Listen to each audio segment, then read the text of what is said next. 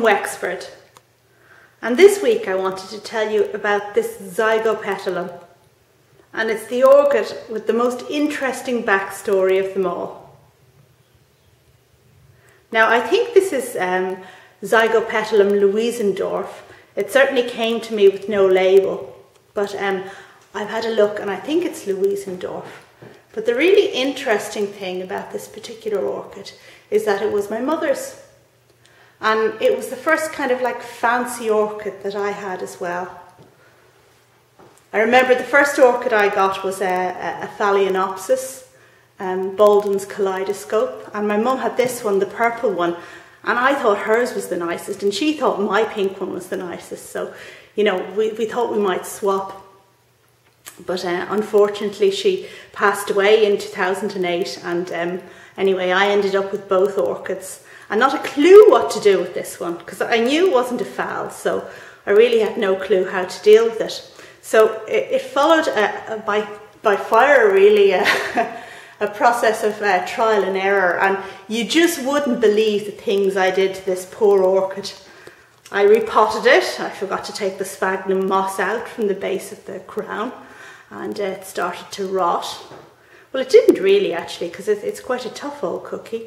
And then at one stage it got into my head the idea that it liked things cold, so I put it out in the greenhouse. But thankfully after a day I realised that this was just folly and took it back in again. But in any case, I've learnt more about orchids as time has gone on, and one thing I do know is that this one is dead easy to mind. It really is. And what I do is, like, wherever I have, whatever windowsill I have in the house where nothing else will go, in other words, it's too dark for, you know, cattleyas, and, you know, maybe even too dark for oncidiums, then this poor orchid gets shunted there. But it repays me. I mean, it doesn't mind. It really is an excellent orchid. Now, the only fault I have with it really is the leaves. And I think it's a kind of a Zygopetalum thing. But they have these kind of, you know, leaves that get creases in them quite easily. And if you, like, bend it, it'll actually break. And there's no going back from that. It's just never as pretty again. So the trick is to put your plants somewhere where nobody's going to knock the leaves and damage them. And then, you know, then it should be okay. But this is, I mean, this is a grand big plant. I divided this in half last year and gave half to my friend. And you can see, like, see how big that pot is. See how big it still is. It still is. I think I'm going to divide it again this year.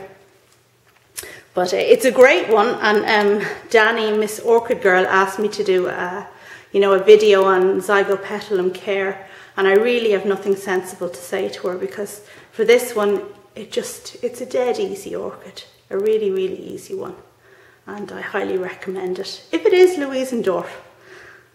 So, thanks very much for watching, and yeah, hope to see you again on here soon. Bye now.